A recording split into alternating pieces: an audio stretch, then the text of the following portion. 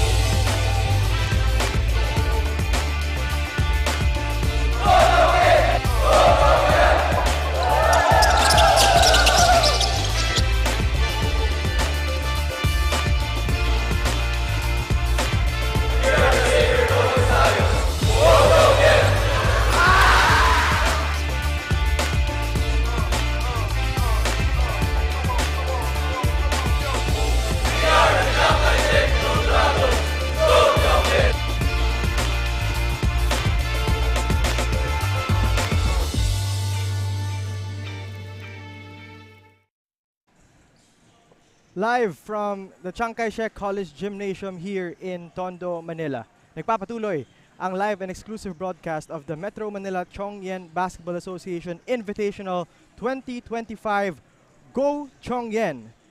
We bring to you this game day number 5 of Tiong Lian basketball. Our games today, Sunday triple header. On our first game at 2 p.m., it's Philippine Sun Yat-sen High School going up against the Xavier School Golden Stallions. In the second game, St. Peter the Apostle School going up against fellow undefeated team Chiang Kai-shek College. And in the main game, it's Life Academy International against the St. Mary's Angels College of Valenzuela to round out our Sunday triple header. My name is Brian Priscilias. I'm joined by Coach Jonkay de Guzman and Nicole Lim reporting from the sidelines.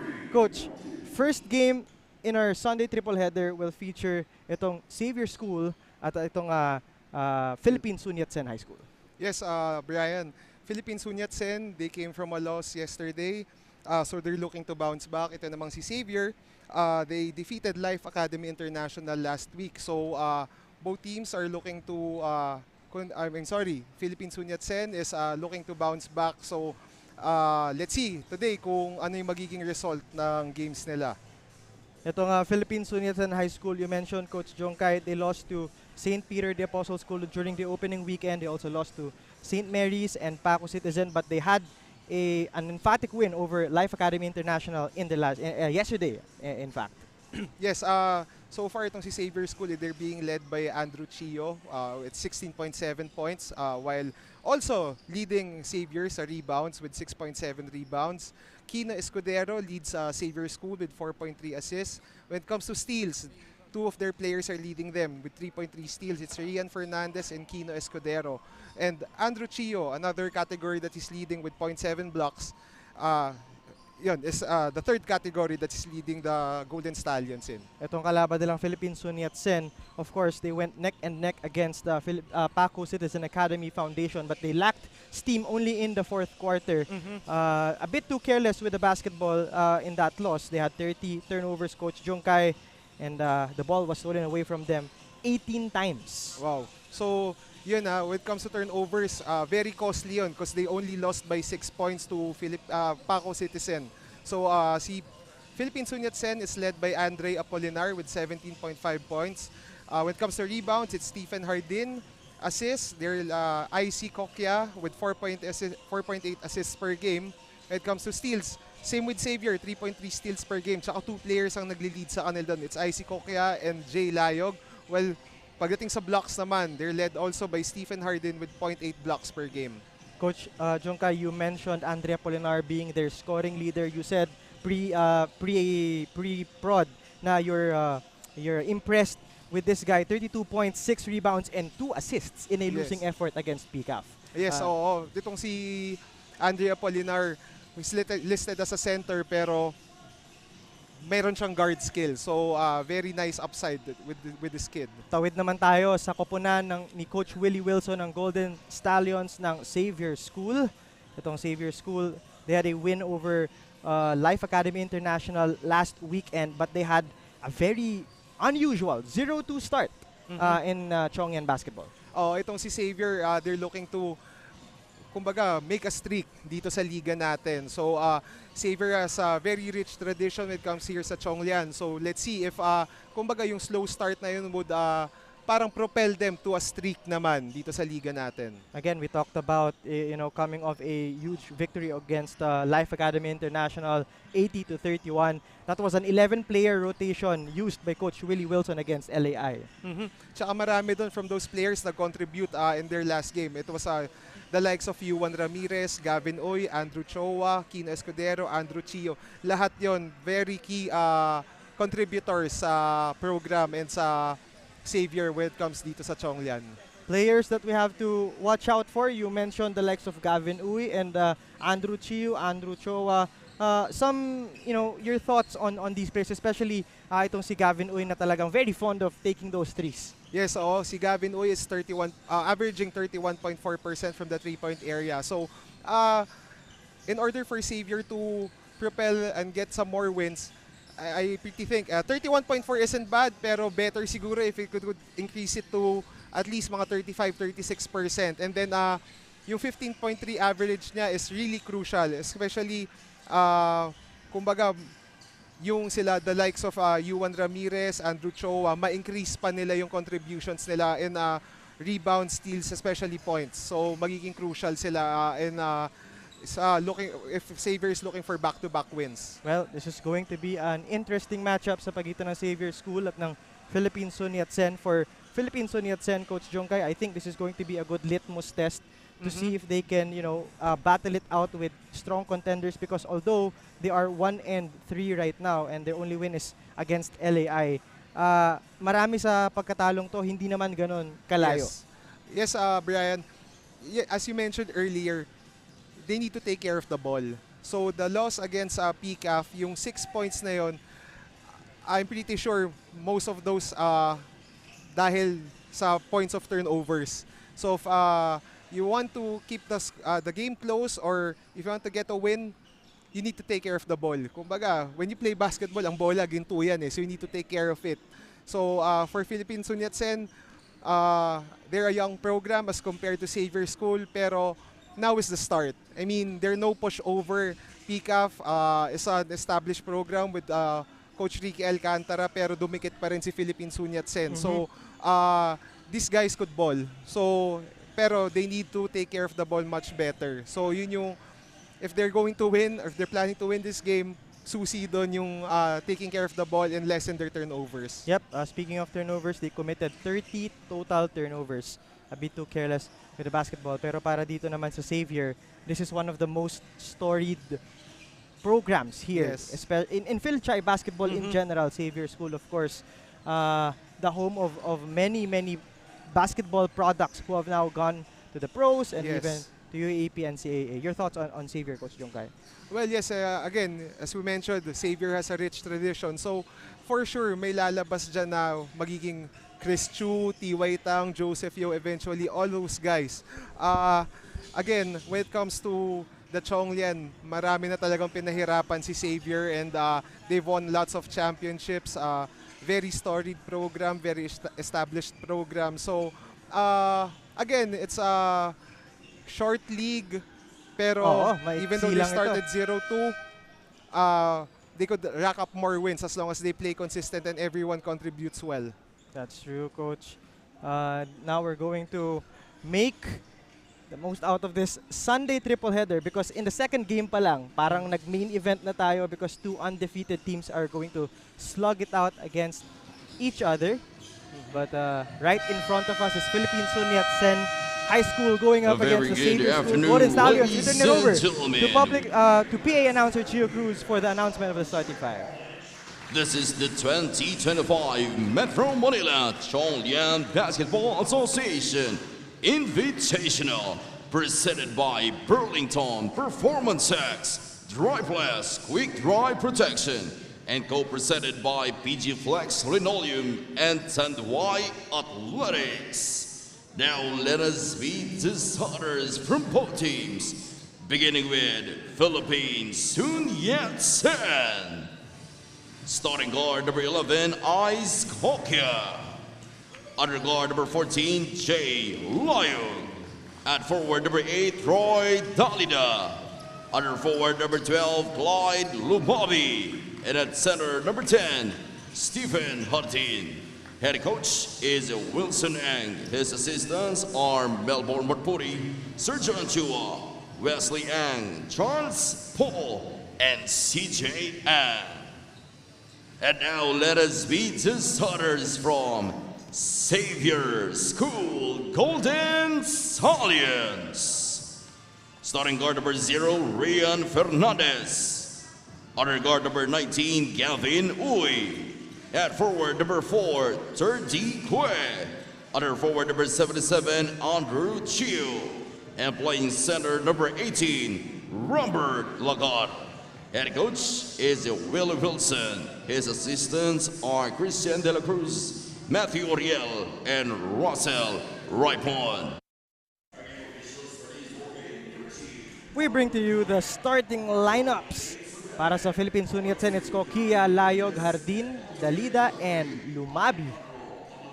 At the center, that's the starting 5 ng Philippine Sunyat Sen High School. Ito namang main protagonists ng Xavier School Golden Stallions, Gavin Uy, Rian Fernandez, Rambert Lagar, Andrew Chio, and 30 Hue. First game on our Sunday triple header.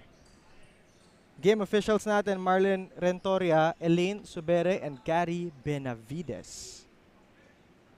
Alternate Mr. Alejandro Amador to make sure that this game is well officiated from start to finish. My name is Brian Priscilias. I'm joined by Coach Junkay de Guzman, and reporting later from the sidelines will be Miss Nicole Lim. Rambert Lagar starting center against Hardin.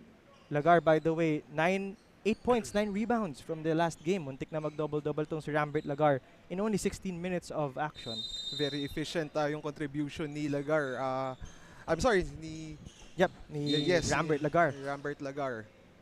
So, first possession ng ating first quarter brought to you by Puma. It's gonna be with the Golden Stallions, the wearing blue and gold for Xavier. Chio, first possession in this ball game. Chio directing traffic.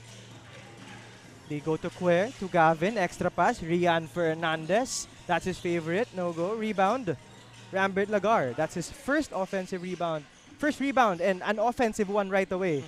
And then they find Rambert Lagar, easy pickings inside. Very efficient to si Rambert Lagar, an offensive rebound and scores 2 points. Kumbaga, he really knows where to position himself when it comes to dun sa offense. And just like that, first turnover, and then Rambert Lagar. This guy looks like a guy on a mission here. Yes. After showing a stellar performance in their last game against Life Academy International. Bow and wow, instant replay. Rambert Lagar taking that contact and pushing through against a much smaller defender. Yes, si Rambert Lagar taking advantage of his height. So offensive rebound, 2 points under 4 points already under the basket. Unfortunately, he misses his free throw, pero still very efficient kagad itong si Rambert Lagar. Now the first crack at the basket ng Philippine Sunyat Sen, wide open corner 3, short, but an offensive board, long shot, long rebound. Kokia against Lagar. Kokia, taller defender, could not make that to fall. But an offensive board, 3 consecutive offensive boards for the much smaller men in white. That's Lumabi. Yes, si Lumabi is not really athletic, but he makes it up for his heft. Kita mo, hindi naman siya kataasan tumalon. Pero again, when it comes to getting offensive rebounds, you just need to know where to position yourself. And makita natin si Lumabi was able to get the offensive rebound and convert it to a basket. Mayroong agad trap, full court. Itong white shirts of... But wow, what a way to break that press. Yes, and again, it's Rambert Lagar. Rambert Lagar, his 4th point. 4 out of the 6 total points on the scoreboard for Xavier is from Rambert Lagar. Samahan mo pa ng, possibly 2-3 rebounds to his name. Hardin charges inside. Hardin carving space, and that's good. Stephen Hardin. Pero Xavier on the other side, not wasting any time. Aba, yung mga ganong inside pass nila, Dirty Kwe just could not drop that one. But another serving for Kwe, no go. And look at the hustle of Rambert Lagar. Yes, ang nangyayari ngayon kasi for Philippine Sunyatsen, from the press break, they're trying to play a zone, but it's because of yung middle penetrations ni Xavier na attract nila yung big man sa middle. So, ang nangyayari, nagkakaroon ng space sa dunker spot. So, very efficient itong si Xavier in finding the open man and on the open man underneath. First of two is a miss for Rambert Lagar. These free throws brought to you by Curio Cart. Satisfying your curiosities. Rambert Lagar second no go, but he gets his own offensive Another board. rebound, offensive rebound again for Lagar. And that sets up Andrew Chio for the first ever three-point basket here in this ball game, brought to you by iFern. And that same guy gets the steal and gets the layup to go. 5-point swing, courtesy of only one guy, Andrew Chio. Yes, so last time, itong si Philippine Sunyatsen didn't take care of the ball. Ngayon naman, baka something to look out for is there's second chance points given to their opponent because of the offensive rebounds that they're giving to Xavier. And that prompts Coach Wesley Ang for this timeout. He has seen enough. This is an 11-4 start para sa Xavier School Golden Stallions. We'll be back after this short break.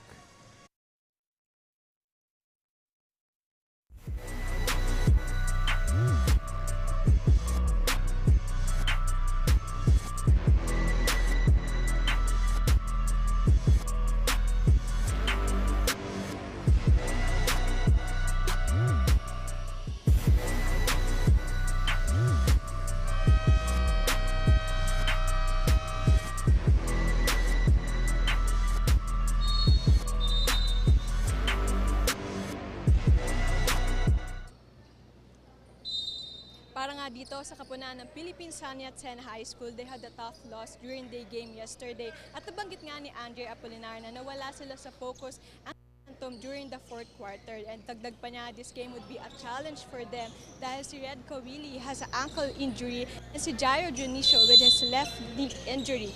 At kaya naman, his mentality for this game is to play hard and to be able to bounce back. Brian and Coach Junkay? Thank you, Nicole. And that is definitely not good news if we hear about a player down and injured who will not be able to make it in this game. But of course, well wishes. But while we were hearing that report from Nicole, another turnover and another points off turnover for Xavier School. Yes, Brian, you've been pointing out yung turnovers ni Philippine Sunyatsen last time they had 30. So they need to learn their lesson from that previous game that they lost only by 6 points. So they need to give themselves a better shot at winning the game by taking care of the ball. Right now, turnover story is 4-1 for Sunyatsen High School. One only para dito sa Xavier School. But another iFern 3 long distance bomb there by Gavin Uy. That's what he does best, Coach. Yes, itong si Xavier dominating in all aspects. I mean, inside and outside itong si Xavier. So they've done it by having second chance points under the basket. Actually, they converted one from the three-point area off an offensive rebound. Tapos ngayon naman, quick location sa three-point area. That was an aggressive drive down the middle. Rambert Lagar called for a blocking foul. Only the first of Rambert. It's Layog, smallest man on the floor for the white shirts. As you take a look at your screens, that's Rambert Lagar going to the bench. Much needed break for Rambert Lagar. Already with 6 points, 3 rebounds, and an assist. With only 4 minutes almost gone by in the first. Pang fantasy, NBA fantasy yung stats na binibigay sa atin ni Rambert Lagar.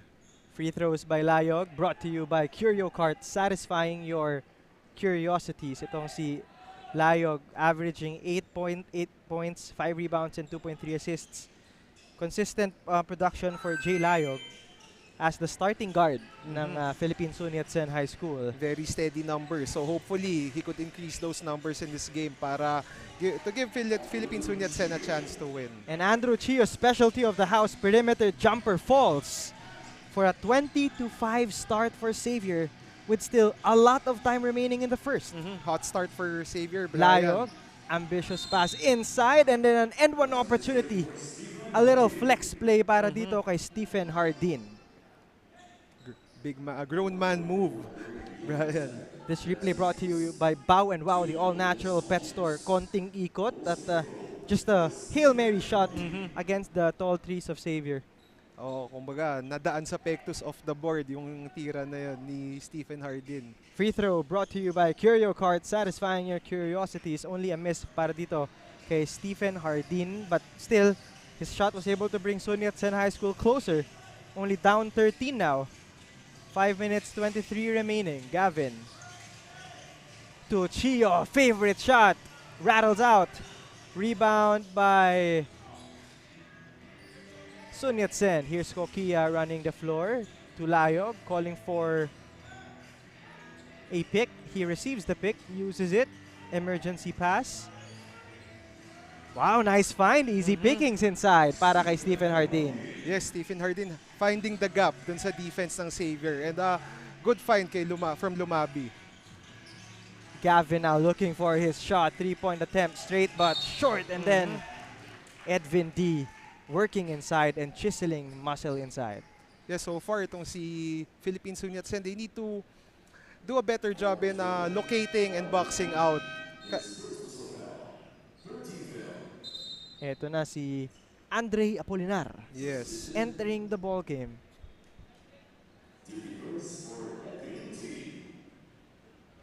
Hopefully for Philippine Sun Yat-sen, Brian, with the entrance of Andre Apolinar in the game, ma-lessen yung offensive rebounds ng Xavier. First free throw brought to you by Curio Cart, satisfying your curiosities, does not fall para kay Edwin D. Second of two, still rattles out. Lumabi with the board. And just like that, merong trap dito sa guard ng Sun Yat-sen.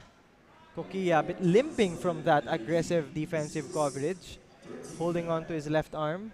There's a foul called on the floor. That's why they're going to make a sideline inbound. Kokia. Heavily defended. Kokia down the lane. Oops, that's going to be a traveling call. Yes, oo. Si Lumabi shuffled his feet.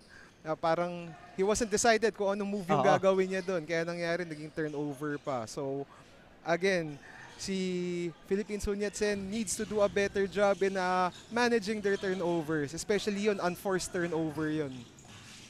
U to D. These are young but really, really tall guys for Xavier. Yes. No go from long distance from U. Here's Layog. Layog, drop pass. Apolinar could not bank that in.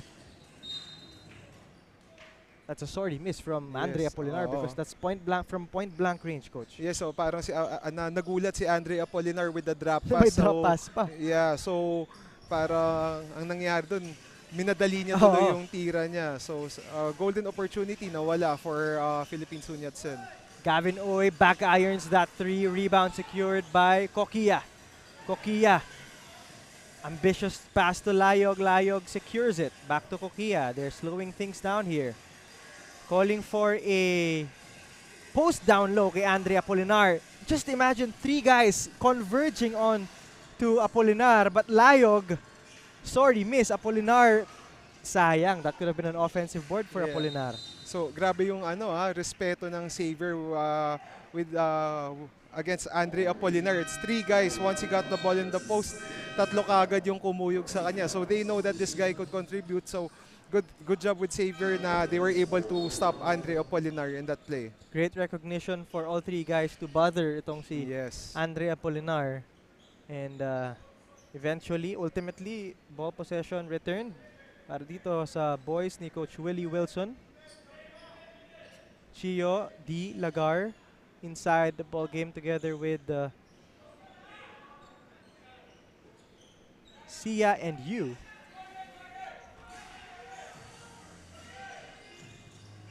Oh, that's Yamuntek rather. Lagar inside once more. What a find right there from the point guard. Yes, si Lagar very efficient. No? Talagang, as I've mentioned earlier, he knows where to position himself under the basket. Grabe yung full head of steam by Wesley Yu. I was about to say sana, Brian, na parang nagsettle na si Philippine Sunyatsen with their play. Pero unfortunately, they've been giving up a lot of offensive rebounds again. First free throw is good para kay Wesley Yu, brought to you by Curio Card, satisfying your curiosities. Itong si Wesley Yu.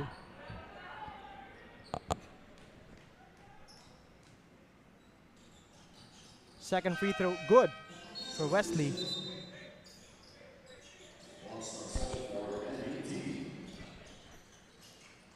It's remarkable for Wesley to 2 out of 2 free throws because Xavier has been missing a lot. Kanina 0 out of 5 sila prior to those 2 free throws by Wesley Yu. 8-second violation. That's a good stop right there for Xavier School. Yes, si Philippine Sunyatsen parang na-stun sila when they saw the full court zone press na ni Xavier. That's why they try to beat it by dribbling. So when you encounter a press, talagang dapat you need to beat it by passing the ball. Attract lang konti, dribble, pero hindi pwedeng dribble all the way. Clearly a blocking foul on Andre Apolinar on Wesley Yu. Oh no! There seems to be some confusion. Is it a foul or an out of bounds or a line foot on the line case? Yun nga eh. Parang, so let's see. Kasi may discussion pa yung referees natin. Let's wait for the official announcement. May blocking foul daw. Blocking foul. Kasi si Andrea Polinar ready to tumawid na eh. Yes, to go back on offense.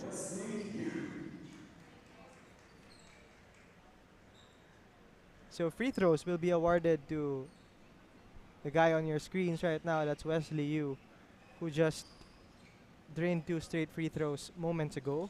First 2 free throws of Xavier School courtesy of Wesley Yu.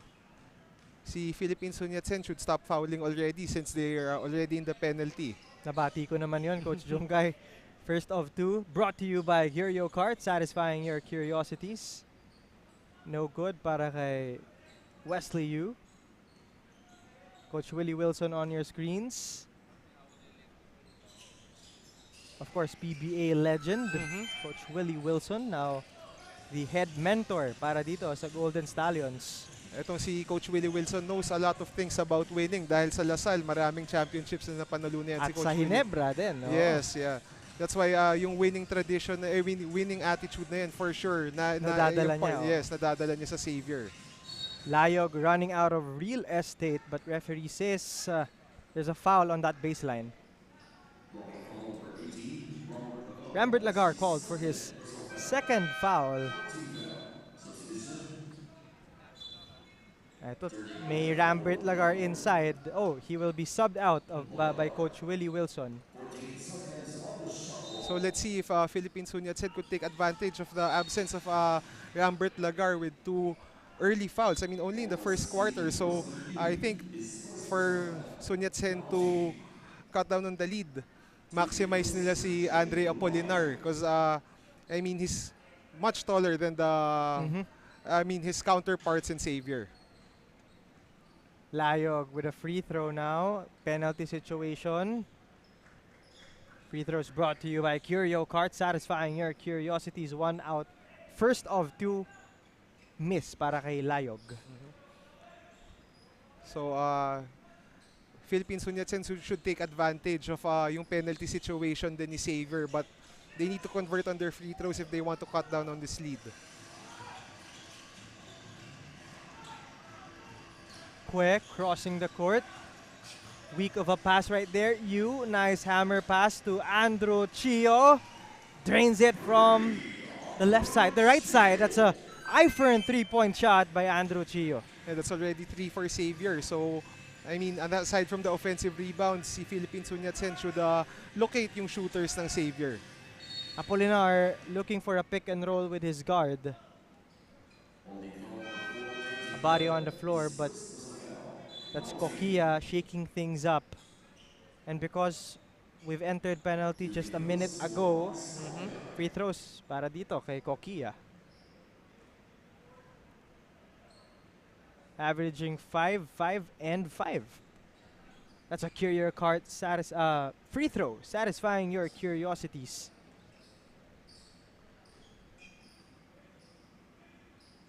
Second free throw is good for Kokia.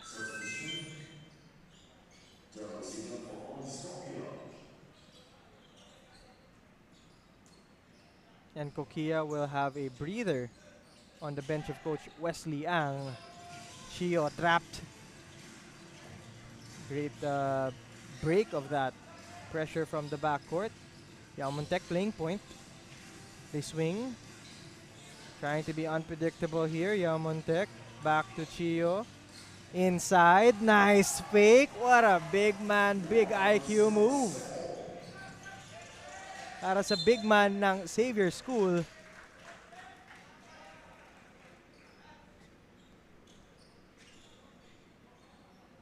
This assist right here, that's Hankook assist of the game. And the recipient of that is Lance Tang Sok. Layog down the middle. Layog loses the leather. That will lead to a very easy 30-quel layup on the other side. Brian, don't look now. It's already a 20-point lead for Xavier. So, I mean, si Philippine Sun Yat-sen has been shooting themselves in the foot with all those turnovers and locations of boxing out. And that wouldn't help their cause either if they're planning to win this game. Another foul. It's all these turnovers that are hurting Philippine Sun Yat-sen High School really, really bad. Yes. And Xavier has been taking advantage of all those turnovers. So 10 turnovers now para sa Philippine Sun Yat-sen High School. Only 1 for Xavier. They've been very careful of the leather. With 10 turnovers in the first quarter, Brian, parang they're in pace to equalize yung 30-point turnover game nila last game. Free throws brought to you by Curio Cart, satisfying your curiosity. That's Andrew Chio on your screens. Second is in para kay Andrew Chio. Andrew Chio will get a break mula dito kay Coach Willie Wilson. Averaging 16.7 points, 6.7 rebounds, and close to 4 dimes per game, Coach Junkay. Very impressive numbers for Andrew Chio. Ito Talagang na all naman, aspects. Yes. Oh, impressed na naman. And I don't think, yan. Very anticlimactic ending to our first quarter. White shirts were not aware, and that ends our first 10 minutes of action. It's a 33-12 scoring run in the first 10 minutes. 34-12 rather. And that ends the first quarter of action. We'll be back for the second quarter after the short break.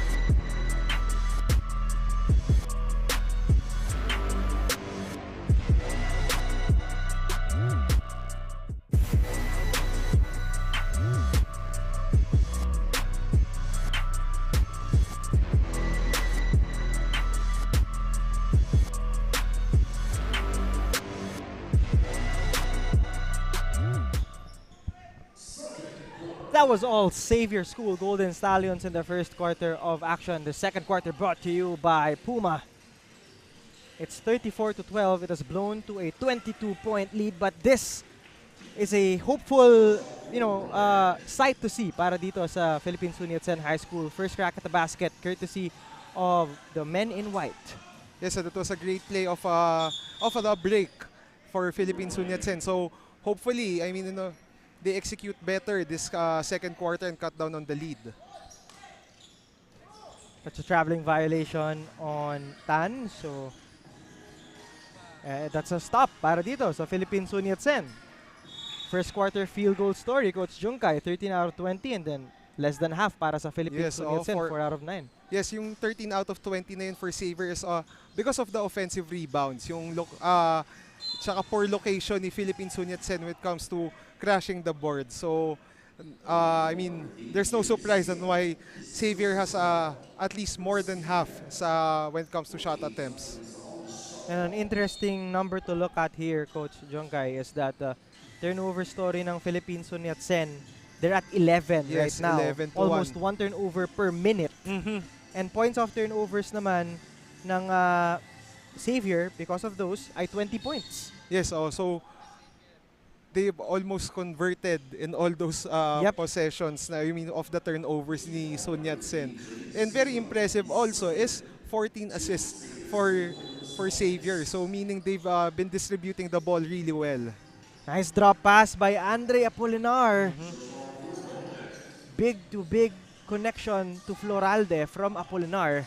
So they really hope, if you're Coach Wes Liang, you hope that this sparks this run by Philippine Sun Yat-sen High School. Yes, and so far, to start the second quarter, Sun Yat-sen has already forced 2 turnovers kay Xavier, and Floralde already has 6 points. So that's a great way to start the second quarter, and they've already cut the lead to 16. So Great tignan start. natin. Great start indeed. So baka mukhang maging magic bunot tong si Floralde and mapropel yung Sun Yat-sen to a run this quarter. Great D by Andre Apolinar, ends up in the hands of a very capable shooter. That's an eye for and 3 brought to you by Jeremy Tan.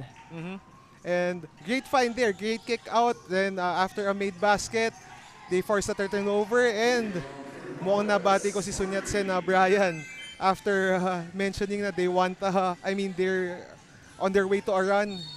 Pamatay sunog si Xavier with back-to-back threes. Another eye for and 3 right there.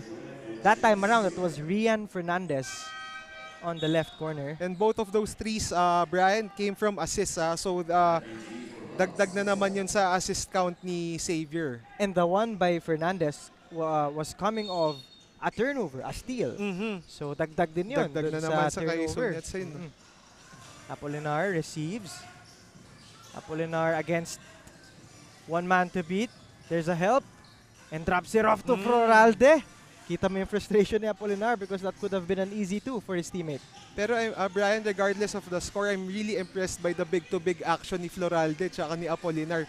Maganda yung amuyan ng dalawa. So, unfortunately for them, parang just not falling. Yes, and natambakan sila nung first quarter. Kaya parang more on catch up yung baskets na nagagawa ni Sun Yat-sen. Too much spin on that attempt to escape the defense of Kwe and D. Turning the ball over once more. Andrea Apolinar still in the ball game. Talagang kailangan nila yung production and gravity of an Andrea Apolinar on the court. Ball now still with Xavier School after that traveling violation. Xavier now, 40-18 ang ating score. 6 minutes 57, but a turnover here. Layog all the way for Gerald Layog.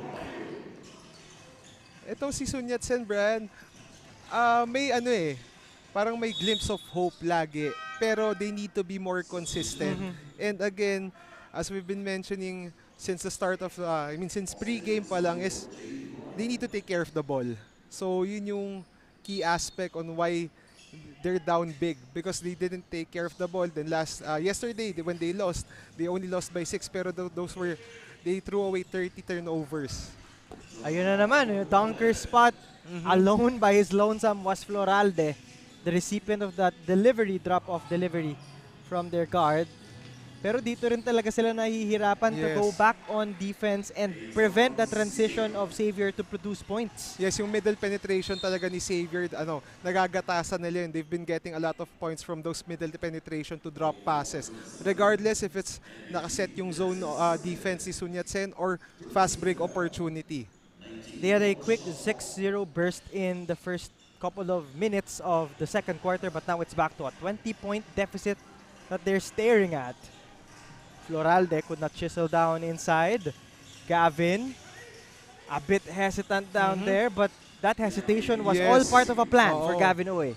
Maganda yung change of pace doon ni Gavin Oy. That's why medyo napako yung defense. He was able to get open. And then yet another turnover para dito sa Philippine Sun Yat-sen, leading into a Fernandez layup, extending this lead to 24. Coach Jongkai, and yet another one. We're running out of words to describe how either the defense, how great the defense of Xavier is, or how struggling itong Philippine Sun Yat-sen is in crossing the court. Yes, kasi they've been rushing yung decision making nila, Brian. I mean, when they see the press, gusto nila i-push kagad yung bola, pero yun yung gusto mangyari ni Xavier, and Sun Yat-sen is giving what Xavier wants, is to rush the ball, and that would cause you to make mistakes. Here's Apolinar. Apolinar stops on a dime. No go.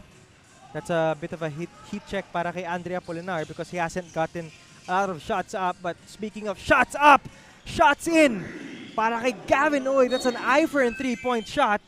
And another turnover again, Brian, for Sun Yat-sen. That's the 16th turnover of Philippine Sun Yat-sen High School.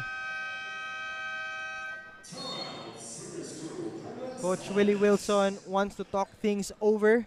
That's a Davis Paints timeout. We'll be back after this short break.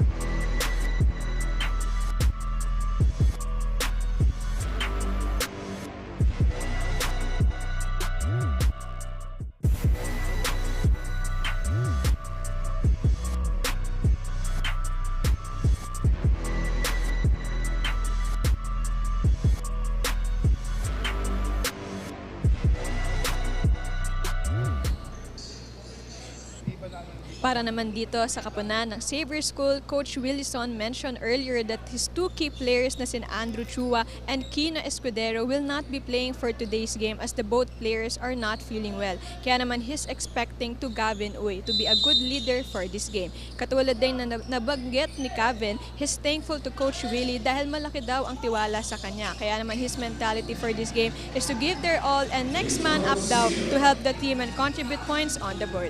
Brian and Coach Jungkai. Thank you, Nicole, for that report. And the focus of that report from Nicole was Gavin Uy, who now has 8 points, 3 out of 4 from the field. But, you know, this guy right here, averaging 15, 4, and close to 2 assists. Again, we were mentioning that si Gavin Uy averages 31.4 from the 3-point line. And if the Xavier is looking to build or rack up more wins in this tournament, he needs to increase his, to better his 3-point numbers. So far, he's already at 75% sa 3-point shooting niya. So that would increase his 3-point average. So, yun. Gavin Uy, again, is really contributing well for Xavier. Sia inside the paint. And Nathan Sia looking unstoppable during that drive expedition. Saka maganda yung passing ni Xavier so far, Brian. I think they're already at 19 assists in this game, which is very impressive. Here's Apolinar. Look at how many eyes are on Apolinar, but he definitely can definitely improve on those perimeter jumpers. Andrew Chio on the other side. Andrew Chio connects from long distance. That's an eye for a 3 by Andrew Chio, I guess second or third. Oh, just a 2-point shot rather. Stepping on the line was Andrew Chio. Kokia to Apolinar. Not his usual spot. Goes inside, and you can definitely feel the sense of urgency. Para kay Andre Apolinar, he's been taking his shots a lot. Gavin Uy, 3-point shot is in! Yun ang tres. Ifern 3-point conversion para kay Gavin Uy. He's already at 4 of 5 from the 3-point area. And that's his style of play, Gavin Uy. Layog, stolen away. Gavin Uy to Andrew Chio. To Gavin. A bit bothered, but you know, he took that and you would give him that. Yes, so he check shot for Gavin Uy. I mean, he's averaging, he's ready at 4 of 5 prior to that shot. So, kahit na, even though he missed that shot, mataas pa rin yung percentage niya, Brian. So, yun nga, again, you would give him that. Free throws coming Layog's way. But you could sense that the chemistry of Xavier School Golden Stallions as we see this Curio Cart free throw, satisfying your curiosities. But this guy, they're looking for Gavin because they know that he can take those shots and he's a streaky shooter. So when he converts one, usually that's gonna be followed up with another one and another one. Yes. So kitang-kita natin hinanap siya ni 30 during that transition play. Oh, may kita mo rin talagang chemistry ni Xavier even though especially yung mga press break nila and fast break opportunities. Alam nila kung saan hahanapin yung isa't isa. That's why they're already at I think 19 or 20 assists in this game. 60-23, this has ballooned to a 37-point ball game. Layog against Gavin, rattles out. In out para dito kay Jay Layog. Xavier now settling things down, executing this half-court set inside. Nice spin by Andrew Chio. And that's a very stylish spin to the basket by Andrew Chio. Bow and Wow All-Natural Pet Store Instant Replay. Rian to Andrew. Reverse pa yung spin, weak side. Yes, oo. Again, Brian, as we mentioned earlier, Xavier has been attacking the middle of the zone. Even in sa mga press break nila or fast break opportunities, they attack the middle and find opportunities from it. So, again, yun, simpleng flash from Andrew Chio, then power move inside to get the end one opportunity. Free throw brought to you by Curio Cart. Substitution, Yao Montek replacing Chio. So, Coach Willie Wilson opting for a smaller lineup.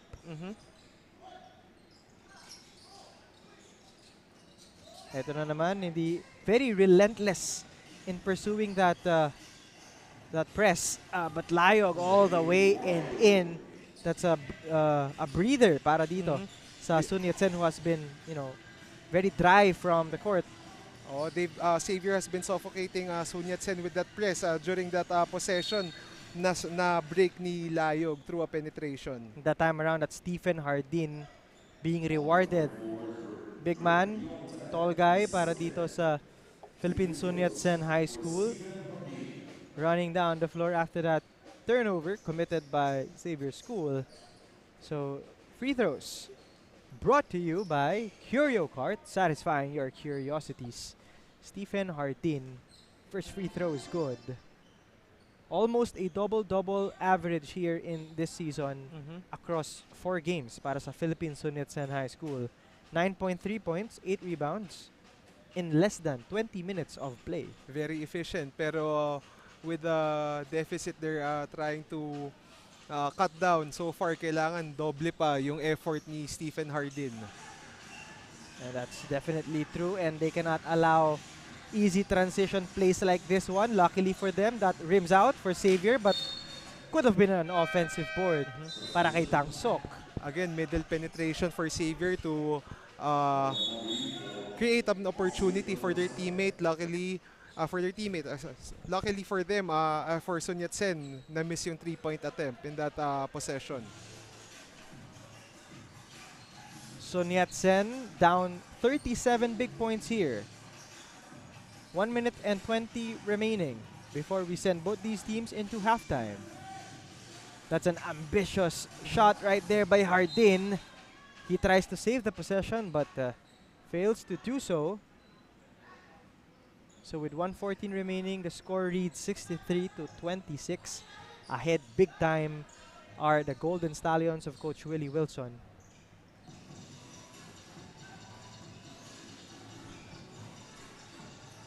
Yao Montek orchestrating offense for Xavier. Being patient with his possession, gets a pick from Tang Sok. Very smooth floater inside. Yao Montek.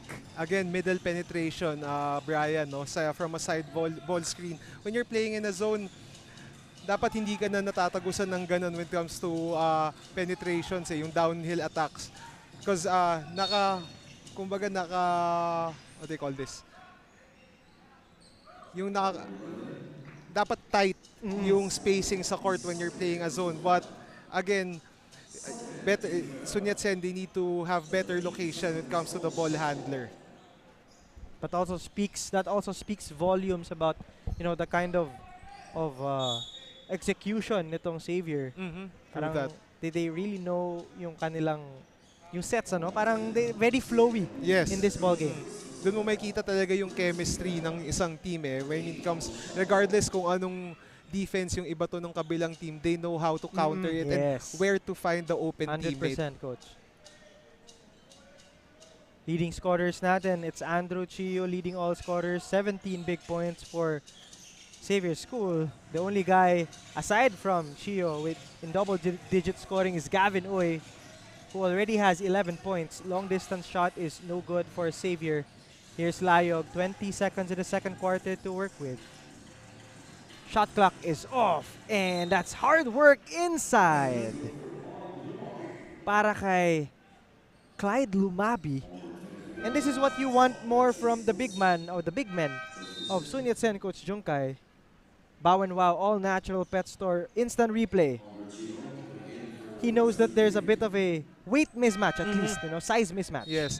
Actually, past few possessions, Brian, it's pretty obvious na si Philippine Sun Yat-sen has been going through to their bigs. Unfortunately, once they get the ball in the post, they've been rushing. Kaya hindi sila na-convert. Parang nagsisettle sila na they're away from the post block. So, and credit to that is because of yung parang may mga nagsastunt sa defense ng Xavier. That extra free throw brought to you by Curio Card, satisfying your curiosities. Chio, just like that, is back in the ball game. 3 to work with.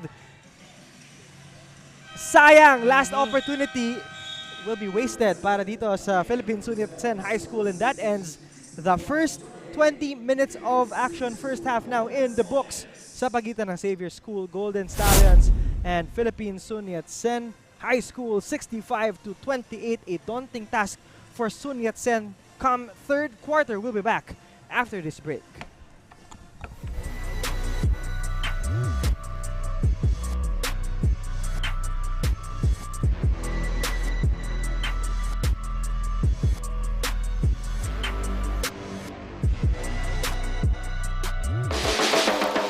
Coach Wilson from Philippine Sun Yat-sen High School.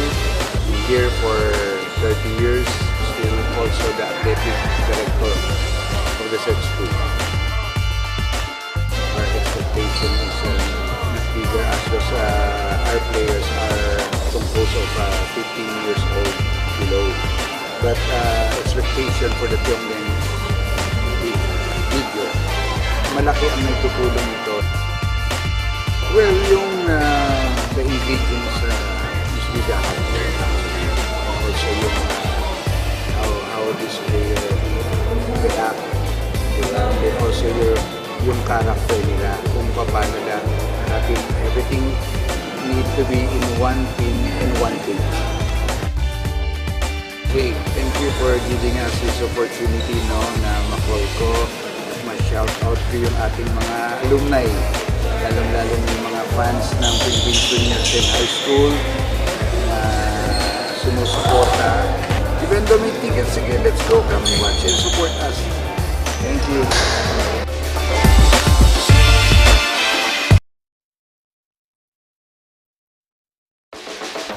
Hello everyone, I'm Andrew playing center for Philippine Sun Yat-sen. Kailangan namin pag-spagan sa pinagandaan po talaga namin itong unit na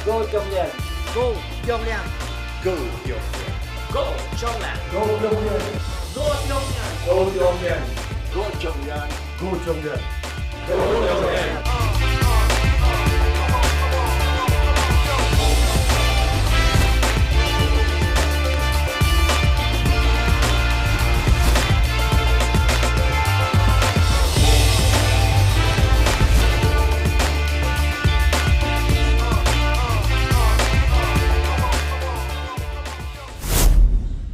We bring to you this live and exclusive broadcast of the Metro Manila Tiong Lian Basketball Association Invitational 2025. First game on our game day number 5 has reached halftime, 65 to 28 in favor of Xavier School against itong Philippine Sun Yat-sen High School. Some highlights, of course, Rambert Lagar with that early rampage in the first quarter, but their leading scorer is Andrew Chio.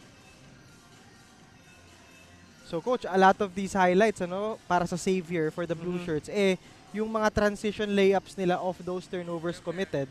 Yes, actually, it would be interesting to see kung alin yung points of turnovers ni Xavier because they really capitalized on the turnovers ni Philippine Sun Yat-sen. And a lot of those baskets also coming off assists. So, yun nga, again, it's Andrew Chio leading the way, pero it's also Gavin Oy capitalizing on those turnovers. And actually, Roberto Lagar, na-establish na yung good play ni Xavier so far because of his early offensive rebounds, tapos yung mga baskets niya, converted baskets sa dunker spot. And then some numbers here, Coach Jungkai. Can you break down for us some of these notable performances or numbers from the first half? Yes, Philippine Sun Yat-sen, 42%, not bad, 11 of 26. Pero si Xavier is shooting 68%. Grabe, almost 7 out of 10. Actually, it's the first time I saw a shooting percentage that high in any liga, Brian. So, 26 out of 38, 3-point field goals, 50%. So, grabe yung numbers ni Xavier School when it comes to the percentages, points of turnovers. Yun. Ito na hinahanap mo kanina, Coach 29. So, Xavier almost scored in all the turnovers they committed, forced against Philippine Sun Yat-sen. And fast break points, a lot of those coming off turnovers, 31 fast break points for Xavier as compared to the 7 of Philippine Sun Yat-sen. That's really huge, yung disparity, 31 to 7 in terms of fast break points. But our leading scorers, we've mentioned Andrew Chio and Gavin Oy, the only two guys in double-digit scoring, followed by Nathan Sia. Pero para dito sa Philippine Sun Yat-sen, it's Floralde, Layog, and Lumabi. Is it quite surprising for you, Coach Jungkai, that Andrea Polinar, the guy we said had a lot of promise and very impressive, wala sa top 3 scoring leaders ng Philippine Sun Yat-sen in the first half? Yes, it's really surprising that Andrea Polinar isn't in the halftime leading scorers. Andrea Polinar is averaging 17.5 points. Pero siguro factor din dyan is because yung defense ni Xavier sa kanya. Andrea Polinar 0 out of 4 so far in this game. So that's the third quarter brought to you by Puma. We start this beginning of the third quarter with no less than a 3-point shot, an eye for 3 by Gavin Oy. Yes, another 3-pointer for Gavin Oy. Parang hindi tayo nag-halftime break, hindi siya lumamig. So, siguro, it's safe to say na Gavin Oy has no plans of stopping to shoot from the 3-point area. Body on the floor, that's Lumabi. That's not gonna help the cause of Philippine Sun Yat-sen High School in trying to get back in this ball game. They just allowed another 3-point basket by the most streaky shooter on the court right now, Gavin Oy. And again, siguro mortal sin yung mga nangyayari na ginagawa ni Philippine Sun Yat-sen. Middle penetrations against a zone, 3-point shooting against a zone. Kaya ka nga nagzo-zone because if you want to stay attached to your man, pero wala, naka-convert pa rin si Xavier from the 3-point area and nakagawa pa rin ng middle penetration. So, Philippine Sun Yat-sen has to do a better job. And that wouldn't help their cause again because it's another turnover for Philippine Sun Yat-sen. As if on cue, and Gavin Uy capitalizes down the middle. He goes. 2 more points, 70-28. Only already just 1 minute away. 1 minute gone by in the third quarter. They swing. That's an open 3. No Transition good. opportunity again for Xavier. Here's 30 Kwe all alone. A bit of a defensive help there or a defensive coverage by Lumabi, but too late. And then on the other side, immediately a turnover from that traveling violation called on Layog. Yes, Brian. We're already in the third quarter, pero itong si Philippine Sun Yat-sen and how they're playing, parang hindi pa rin sila settled. I mean, they need to settle down because a lot of their turnovers is because nagra-rush sila. Masyado nilang minamadali yung offense nila. I mean, yes, you need to cut down on the lead, pero you need to be smart pa rin with your decisions. Gavin Uy back irons a 3 now with Apolinar from Sun Yat-sen. Apolinar, 2 long strides. Yes. And like a Yanis down the middle was Andrea Apolinar. But on the other side, Chio intercepted, ends in the hands of Rian. Decides to kick it back to Gavin Uy, who steps into a 3 short irons. Here's Sun Yat-sen, Lumabi, big man running, no good. Trying to save it from outside, out of bounds. But now it's with the blue shirts. Chio to Kwe. Kwe cross court to Fernandez. Nice fake, a bit of hesitation there. Kwe for the short stab just inside the free throw line. I'm really impressed, no, Brian, because a lot of these Xavier guys really could operate dun sa painted area, regardless kung from a drive siya or flash through the middle. And yung previous basket na yun, parang lost art ng mid-range yun eh. So, I mean, very efficient yung mga Xavier boys. Here's Layog. He's a wide open and he makes the defense pay. That's Jay Layog. That's an eye for a 3-point shot from the left corner. And then they try to bother this possession from Xavier, and they do so, complete the turnover.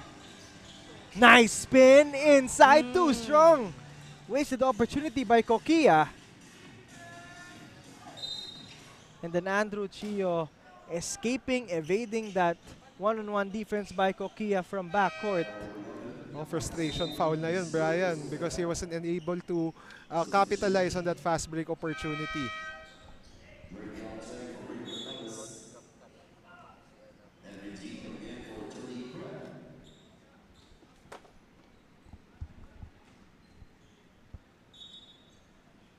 Couple of substitutions here for both teams. Yu and D. Edvin D, if I'm not mistaken, entered for Coach Willie Wilson. As well as Yao Muntek now in the ball game. Xavier School 74, Sun Yat-sen 33. What a massive game right here for Xavier School. A bounce back definitely from their 0-2 start as we see that miss from Yao Muntek. And then almost a steal again by Xavier School. Yes, so a lot of forced passes. I mean, I understand it. You want to push the ball, pero you need to read the passing lanes also if yung pass mo would go through the defense. Here's Lumabi carving space inside, and he uses his footwork to evade the defense. 2 more points for Lumabi. But yun lang, yung mga ganong costly mistakes. The other side, he scored. But the other side, he commits a foul. Yes, poor location when it comes to defense itong si Philippine Sun Yat-sen. And doon nagka-capitalize talaga si Xavier of mistakes sa passes sa press break, and then poor location when it comes to transition. So nakakagata si Xavier doon. And in this game, the offense of Xavier has been very efficient, regardless if looking for the open man in the 3-point area or locating the open man sa press or smothering defense ni Philippine Sun Yat-sen. At yun nga yung that's exactly the case for why D is on the free throw line right now, because he was found wide open after that transition. Those free throws brought to you by Curio Cart, satisfying your curiosities. Lumabi against Yao Muntek. He decides to swing, trying to go unpredictable here. Layog against a taller defender. Layog uses his speed, cross-court pass. What a great defensive coverage by Sia. Actually, yung entire unit ng Xavier that time around was really, you know, executing that defensive coverage well. Oh, kasi nakapack talaga sila sa paint eh. Kaya si Philippine Sunyatsen has been having a hard time locating the open man. And during that play, a lot of kumbaga walang east to west movement ng bola, hindi pumapasa. Kaya if your opponent is packing the area, hindi gagalaw yan and you'll have a hard time penetrating to the basket. And during that analysis, coach, itong si Philippine Sunyatsen committing another turnover.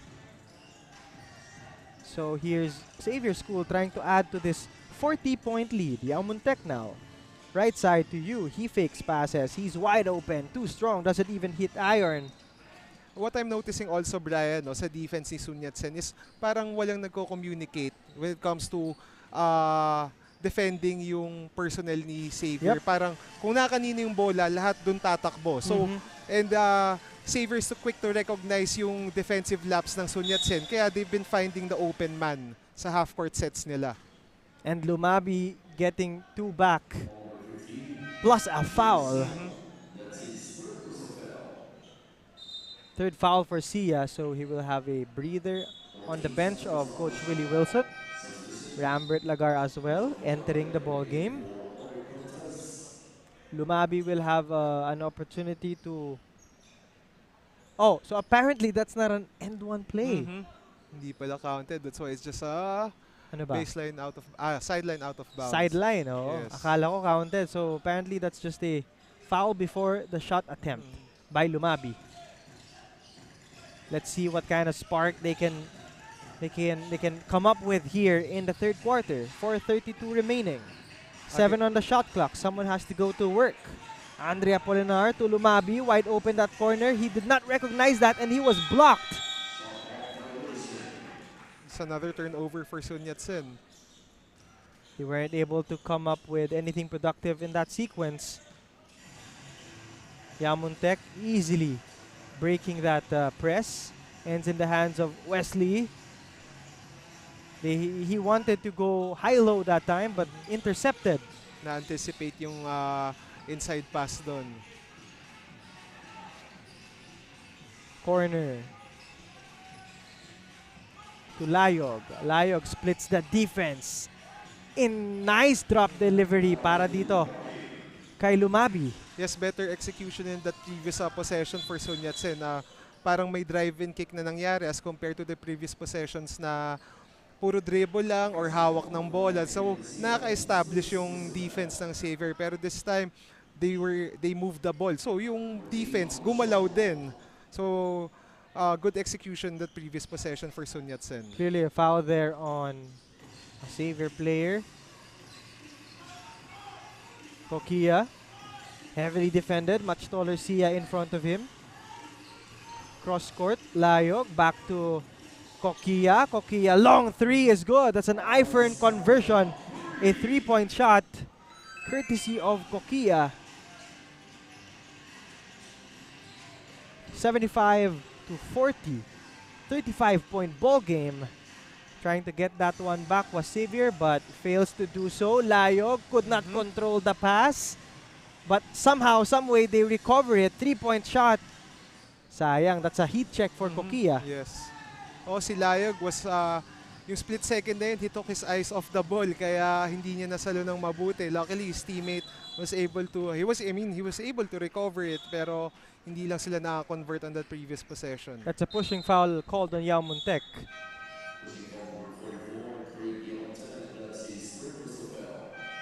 Third personal foul of Yao Muntek. So, shuffle of players here for Coach Willie.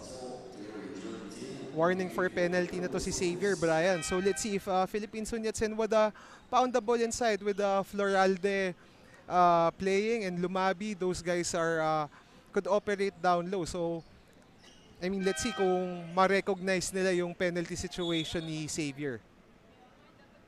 Andre Apolinar silenced to only 2 points, no board, and just an assist for Andre Apolinar. A far cry, Coach Yes. Jongkai, from his 32-point explosion in his past game. Oh, kumbaga, yun yung challenge when you're a basketball player, you need to be more consistent with your contributions. That free throw brought to you by Curio Card, satisfying your curiosities. And speaking of consistency, itong si Andrea Polinar, we talked about his performance that the last time. But now I think talagang nabother siya dun sa parang well scouted yung defensive coverage perfect, sa kanya. Brian. Pero I mean, yes, far cry from his usual numbers, pero I mean, si Andre Apolinar is only, I think, 15, 16 years old. So he will learn. Kumbaga, yung adjustment na yan sa scouting and being consistent as a young player, matututunan mo yan as you gain more experience. Andre Apolinar with a 2, but just moments before that shot by Andre was an eye for a 3-point bomb detonated by Andrew Chio, who now has a total of 20 big points for Xavier School Golden Stallions. 17, 3, and 6 ang kartada ngayon ni Andrew Chio in only 14 minutes of play. Ito si Andrew Chio, he wears number 77. Yung numbers niya parang, I'm pretty sure, inspired ni Luka Doncic. That's why he wears number 77. And yung, I mean, even the armband is very Luka Doncic-like. This Bow and Wow instant replay. Bow and Wow all-natural pet store. I think Andrea Polinar was Nito-ni yun, Nito-ni, Brian. oh, Masakit yun. a bit too overzealous on that attempt to clog the passing lane. And as we see, Apolinar still on the floor, a bit grimacing in pain. So, of course, we hope that nothing serious during that collision. And I think yung kay Apolinar, yung tumama sa kanya is some knee and some thigh. So baka may Charlie horse din yan. We don't know. Pero again, bata yan. So baka maya-maya naglalaro na ulit yan si Andre Apolinar. Pagpag lang. Ball possession now with the blue shirts of Xavier. 78-43, 2 minutes remaining in the third. Turnover ahead. That's a great pass, but point blank miss yet again for Philippine Sun Yat-sen. Naging turnover pa. Another costly turnover for Sun Yat-sen. So mistake after mistake here.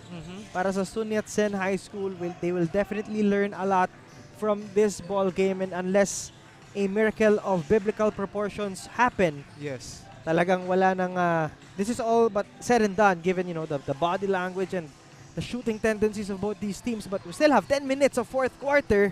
That's not gonna help the cause. 2 straight offensive rebounds. No one boxing out. Nagbo-ball watch. So that's another 2 points for Xavier. Foul call. There's contact on the floor. Jay Layog will be awarded 2 free throws here.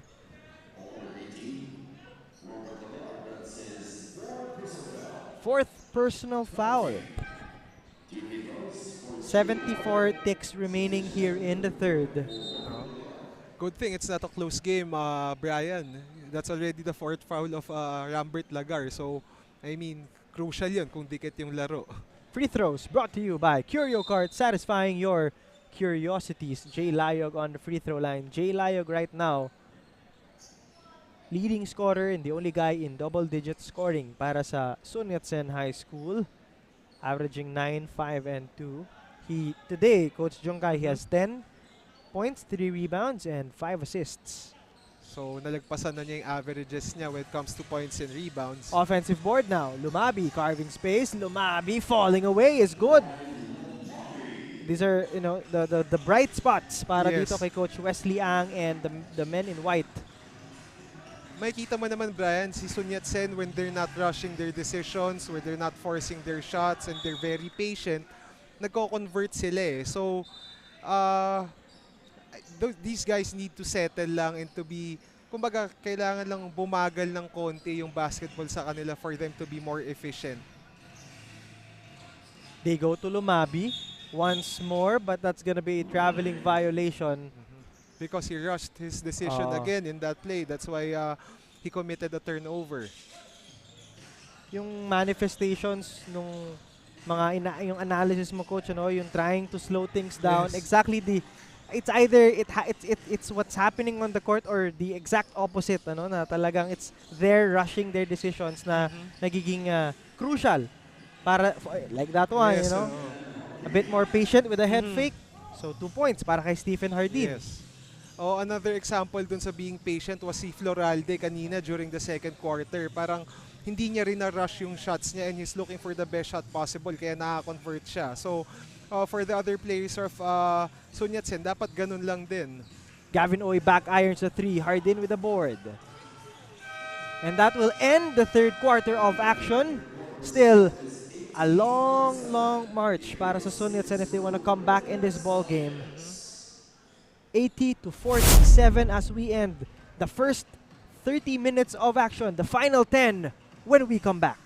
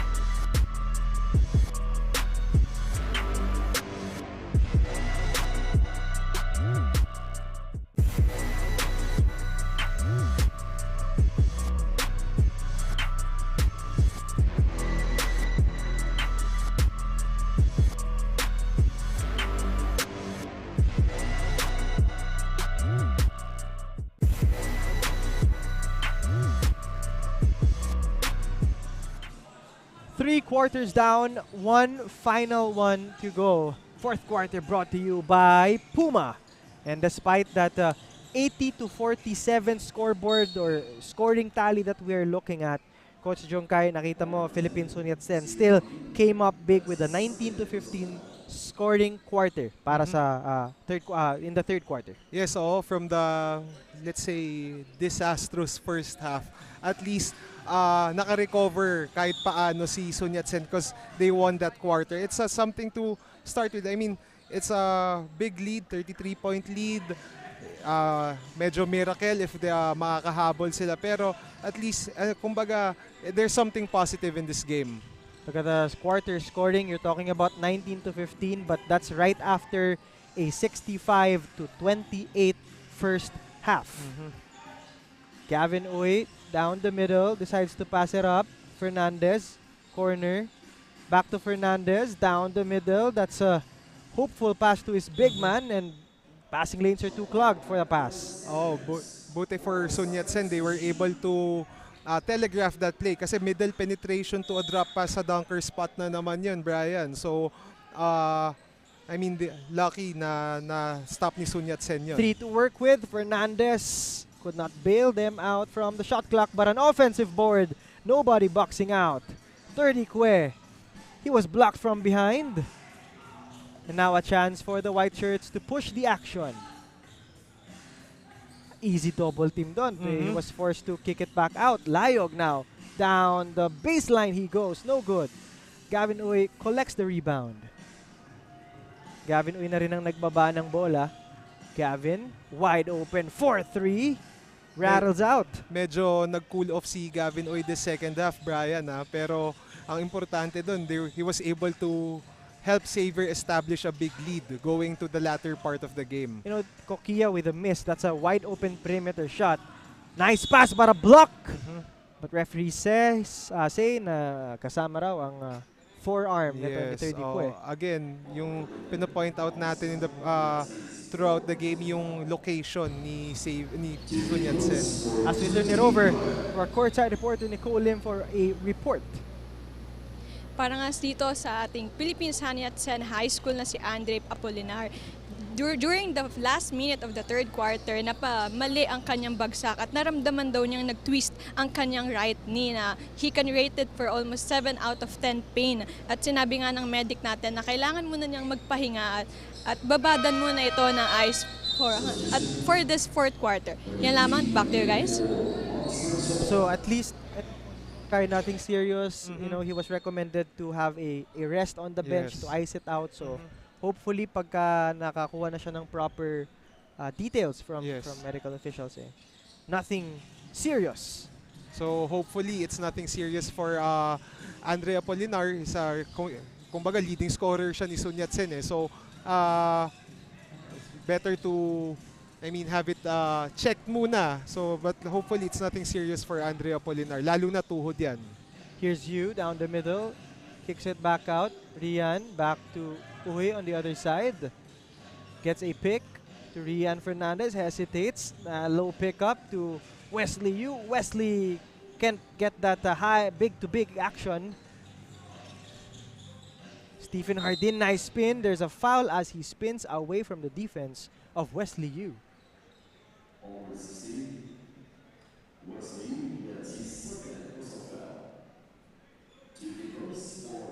Almost 3 minutes gone by here in the fourth and final canto of this ball game. 81-47. Free throws brought to you by Curio Cart, satisfying your curiosities. That's Stephen Hardin on the line.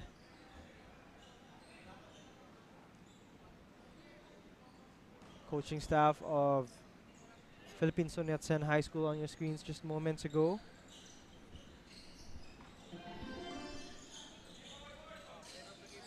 Gavin Oy having a hard time getting that passing lane, and then Stephen Hardin gliding through the air right in front of us, Coach Jongkai. Yes, itong si Hardin, Floralde, Apolinar, if you would notice yung bigs nitong si Sun Yat-sen are tall and lanky and are really athletic. They can leap actually. So, kumbaga, they coming to the next games of Sun Yat-sen, kailangan mas makapitalize ng bigs nito. Speaking of, yes.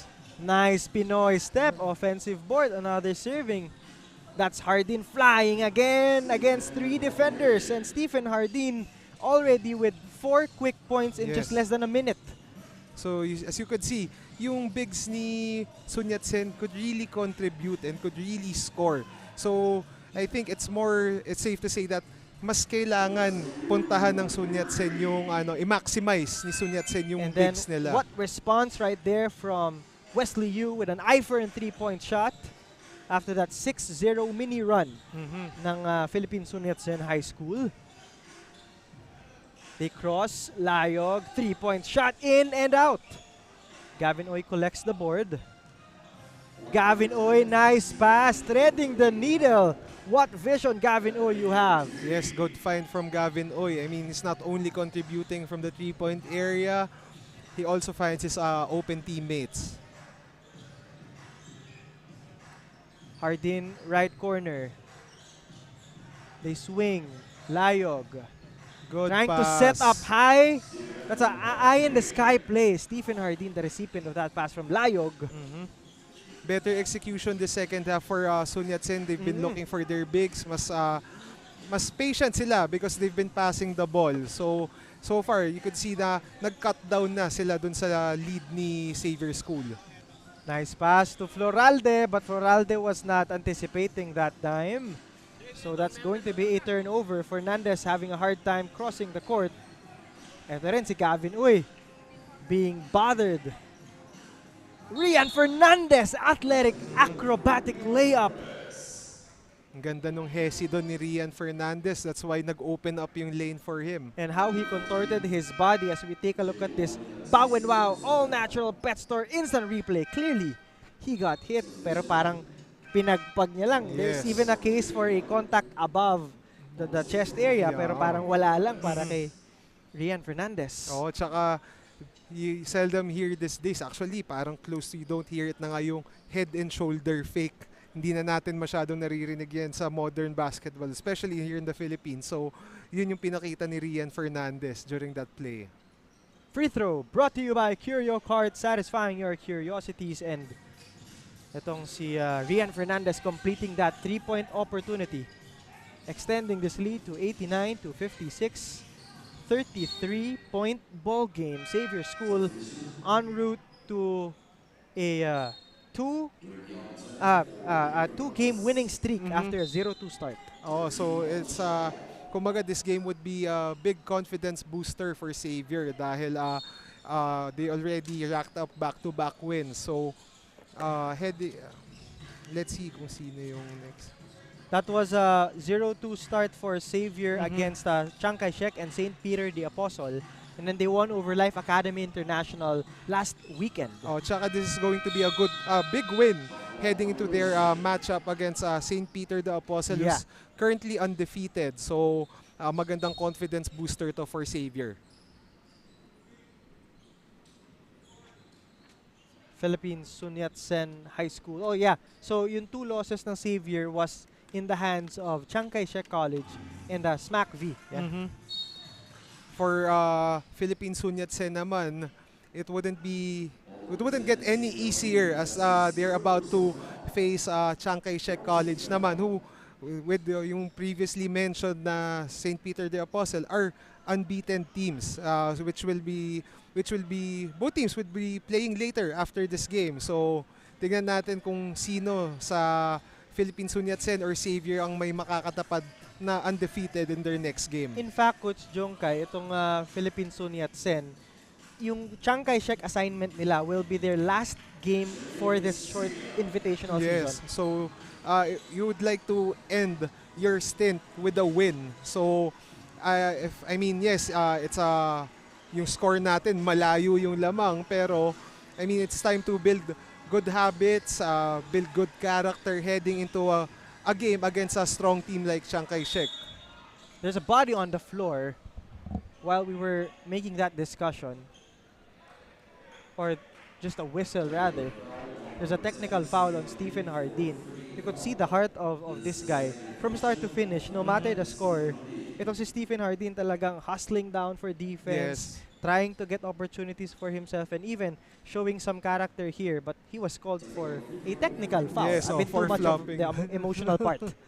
Oo, pero yan, may mga lapses talagang ganyan. Pero what's important is what you mentioned prior to Stephen Hardin being called for a technical foul. Yung character, very important sa player yon.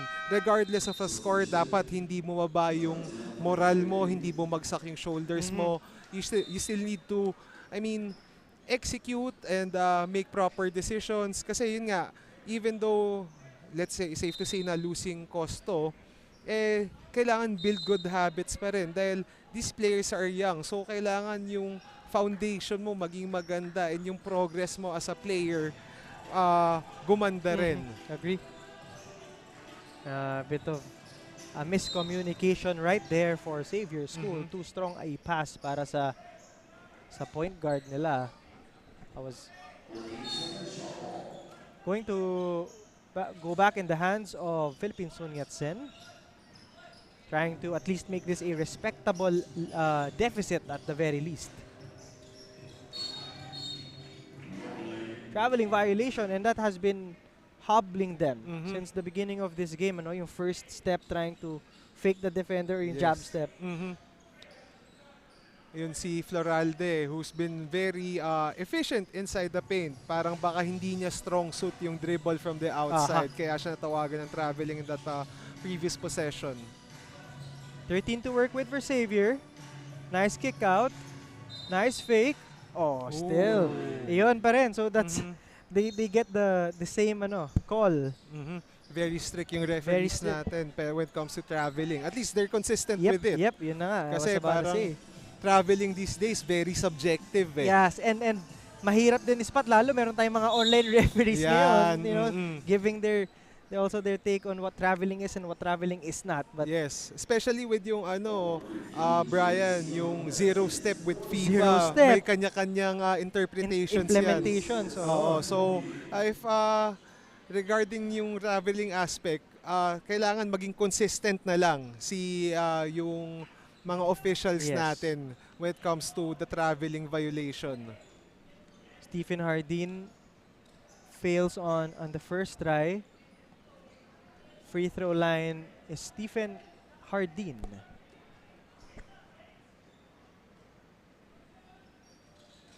Second is good. Free throws brought to you by Curio Cart, satisfying your curiosities. And nakita natin dito, Andrea Polinar being attended to by our medical officials. He's still staying where he was when he got down, when he went down rather.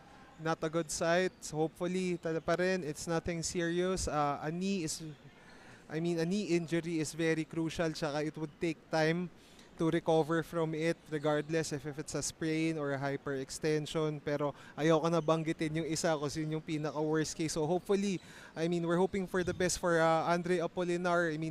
He's been playing, prior to this game, he's been contributing a lot for St. Peter the Apostle. It would hurt yung plans or intentions ni Philippine Sunyatsen na manalo dito sa liga natin. And the ceiling is tremendously high for such a young player with this caliber, with this athletic build, right? But he's grimacing in pain and this being assisted to the wheelchair. Oo, tsaka it's not a good sign na hindi niya natutukod yung binti niya. Pero again, precautionary naman yun. As much as as much as possible, we don't want to put any weight on that injured leg. So, speedy recovery kay Andre Apolinar.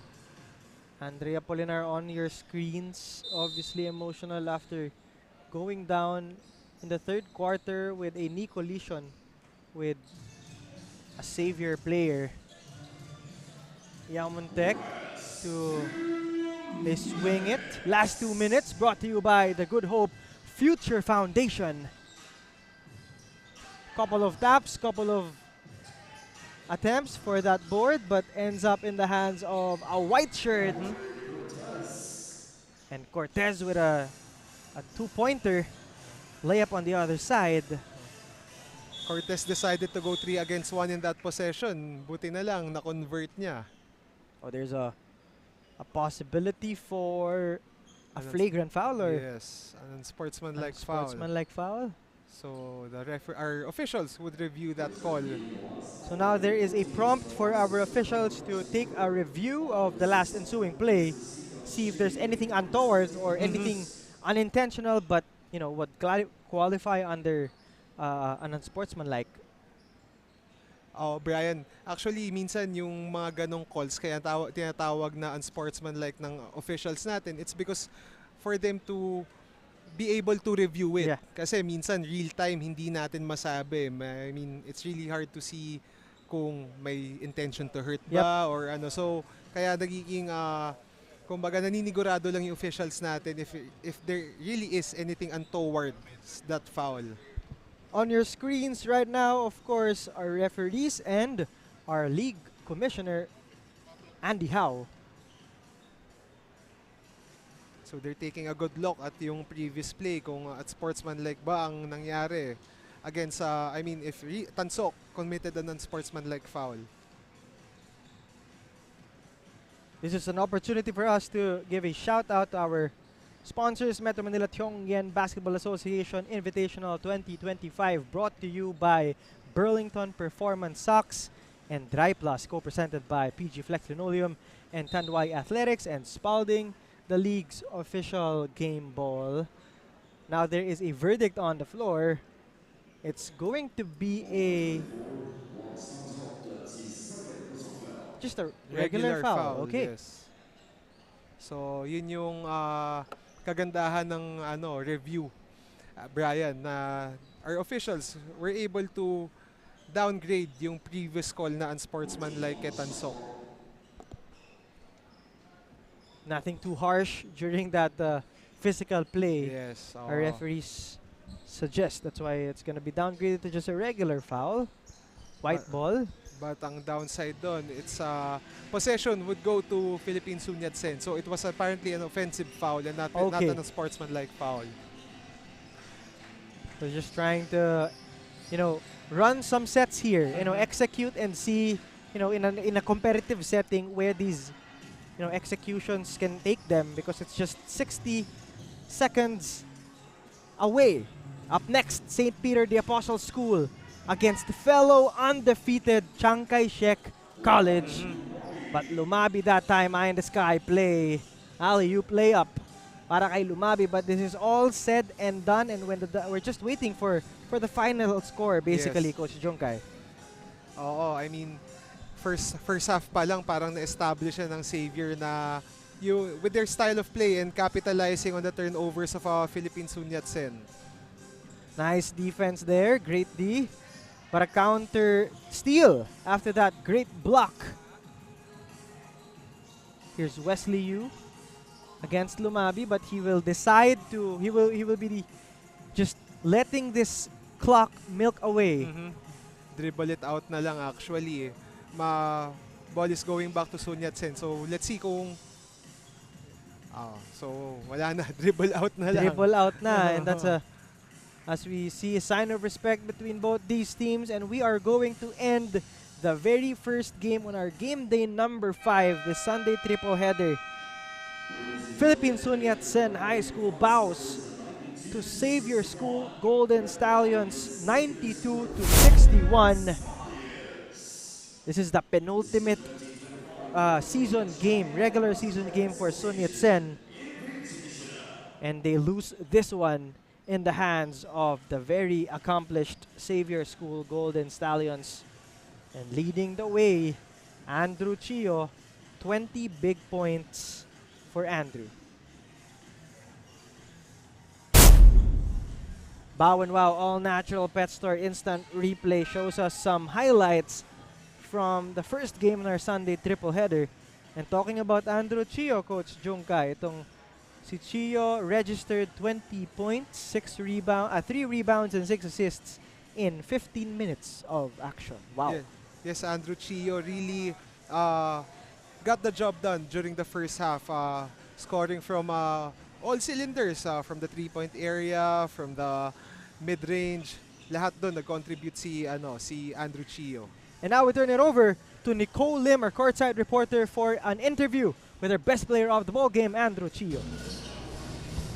With his 20 points, 3 rebounds, and 6 assists, kasama natin ngayon the healthy options player of the game from Xavier School, Andrew Chio. Andrew, you dominated the other team. Can you share with us how locked in you are for this game?